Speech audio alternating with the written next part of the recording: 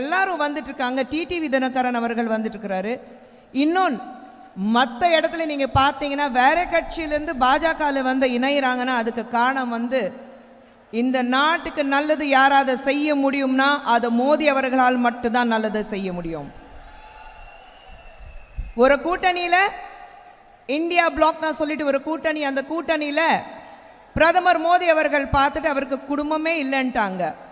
பிரதமர் மோடி அவர்கள் ஒவ்வொரு இடத்துக்கு போகும்போது நேற்று கோயம்புத்தூர் போயிட்டு வந்தார், இன்னைக்கு சேலம்ல இருக்காரு, கேரளா போனாரு, தெலுங்கானா போனாரு, ஆந்திரா போயிட்டு இருக்காரு.